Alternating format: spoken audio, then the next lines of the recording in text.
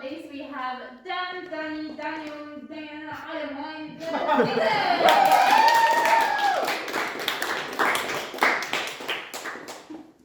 Hello! I hope you enjoyed them first two comedy acts, because right now all you're getting is an act. So let me just say, I woke up this morning, not off to a great start, but you know, we move. Tomorrow might be different, who knows? So I'll just say, I'm not very funny, so if you laugh at me, at least make it a pity laugh, because my girlfriend, she slept with me out of pity, and you know what, sex is still sex, so a laugh is still a laugh, so please, give me a pity laugh, I'll appreciate it. She don't sleep with me anymore out of pity. She shouldn't sleep with me at all, she doesn't exist. I do actually want a girlfriend though, but I also want to be happy, so like they coincide with each other. I did actually have one moment where I was like, ooh, this is love at first sight.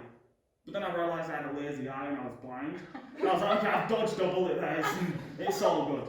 No, but seriously, I do really want a girlfriend. I've had like baby fever recently. And my mate Liam, he's just had a son, like let's just give him a congratulations. But the weird thing is, he's named the son after himself, he's called Liam Jr. And it's just, I think it's so weird when people name the kids after themselves, like Liam Jr., Ben Jr., George Jr. Like if I was to have a son and call it Danny Jr., it'd just be weird because that's what I call my penis. So it'd be such a weird thing having a son called that as well, you know? And also I will say, I'm single by choice, okay? It's not my choice, but it's a choice. And also, if any of the girls in the audience, you know, I know you've been looking at me for the past like 2 minutes now. I am single, so if you want to get my number, you know, just ask me. You. Okay. So, anyway, in school, I was never really the best student. I used to mess about, I never used to listen. And I remember there was this one teacher, he was called Mr. Everett, who was my science teacher. And everyone knows science class, you mess about, you just do whatever you want. And I remember there was this one time I threw a pen across the classroom and he was pissed, he was fuming. So he got up, he was like, Danny, you know what, you're useless, you're shit, you're gonna go bald before you're 20, no one's gonna love you, you're gonna do nothing in life. You know what, looking back at it, I don't think you liked him very much. But I will say this, Mr. Everett, you were wrong, okay? Because I'm not bald before 20, so there.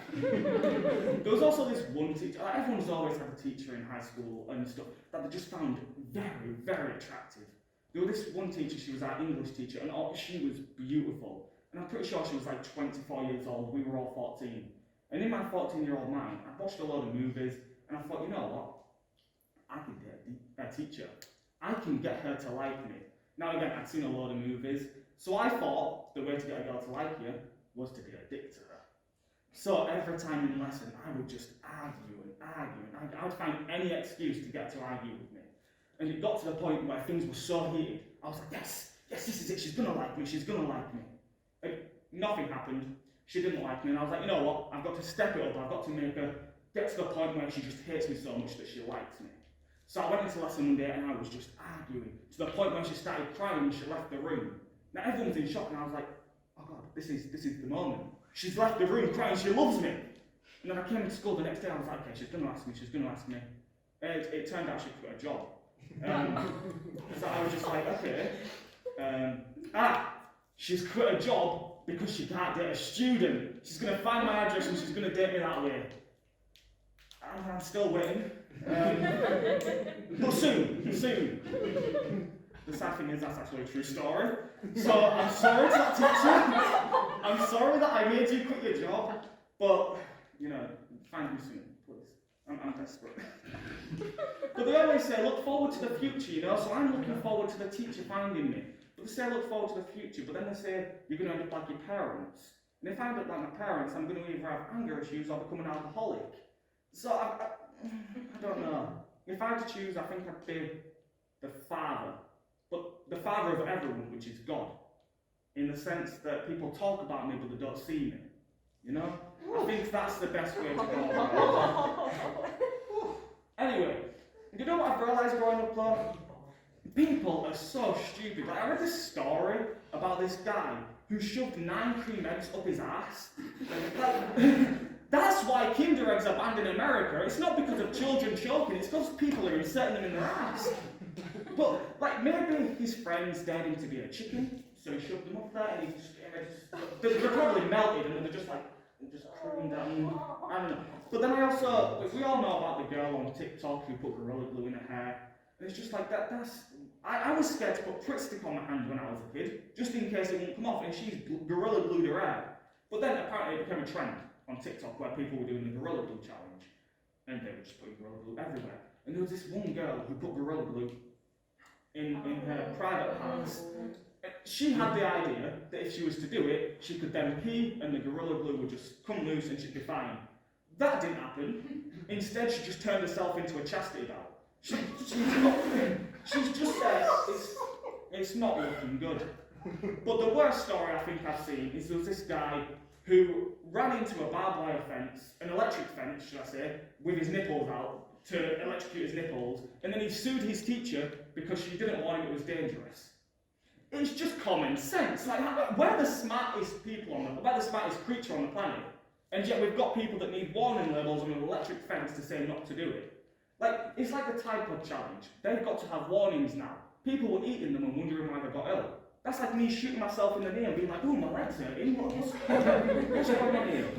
If I saw someone running up to an electric fence with the top off going like that, I'm not going to be like, no, don't do that. I'm out of that. It's not right. Anyway, I went to a bar once with my mate Ben. Big up Ben.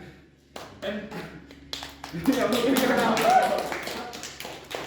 went to a bar once and we'd been dancing, it was getting late at night, and we were like, okay, it's getting late, let's just sit down and have a rest. So I put my drink down and we see these two beautiful women across the bar. And I'm just looking at her, I'm like, damn, she's gorgeous. Obviously, I'm not very good with women, that's why I'm single, but you know. I'm looking over and I'm like, she's nice. She looks over at me and I'm like, oh, okay. Then she turns away, I'm like, oh, maybe she's turned away because she's looked at me and I smiled. But I don't know how I'm looking, so she might have looked over at me and I'm just like, okay. Ben taps me, he's like, why don't you just go over, you know, you've had a drink now, you've got some confidence. It's not going to happen, mate, I'm not good with words or anything like that. And I notice she looks over at me again, I'm still smiling. And it's like, you know what, I've got it, I'm going to go over, I'm going to do it. So I put my drink down, stand up, get into the zone, start busting my moves over to her, still smiling. She looks over at me and I'm like, oh shit, I don't know what I'm going to say when I get to her. Like, what do people say to a girl? You can't just go over to a girl in a bar and say hello, that's not going to work. You know, I'm just there thinking, oh, what am I going to do? And then I think, right, pickle plans, perfect, work every time. And then like, alright, I've got the perfect one. So I get up to her, going all smooth, put my arm on the bar. Yeah, I know you want me. Instantly, without hesitation, she says, yeah, I want you to fuck off. Never spoken to a girl since. It was horrible. There was this, I've not driven yet, I've not got a driver's license, I'm 23 yet. But I've never had to drive anywhere. Like every time I've gone on a road trip or something, my mates end up driving, and I walk everywhere else, so I've never had to drive. There was this one time I went camping with my mate Luke. Oh, it was amazing. Drove all the way, like a 3-hour drive, we smoked, we were drinking, it was awesome. On the way home, we're in the car, and I heard the police coming up behind us. I'm like, oh, no, I don't want to deal with it, I'm not good with words. So we get pulled over, and I'm just like, oh, I see him walking over to me, I'm like, I don't want to deal with this. So I lay on the window and I'm pretending to be asleep. It's like, yeah, I'm not dealing with this. We heard the police come over, he taps on the window. I'm just like, I'm not dealing with this. But then a few seconds pass and nothing happens, we heard the tap again. I'm like, oh, what's going on here? So I open my eyes, look over, and my mate's pretending to be asleep as well. I'm like, what are you doing? Anyway, that's it for the Triad Comedy Club. Thank you guys for being here.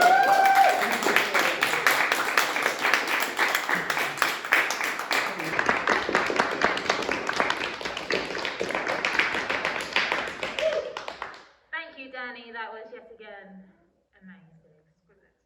Wow. Thank you all for joining us this evening. This has been the Triad Comedy Club Comedy Night. We will see you next time.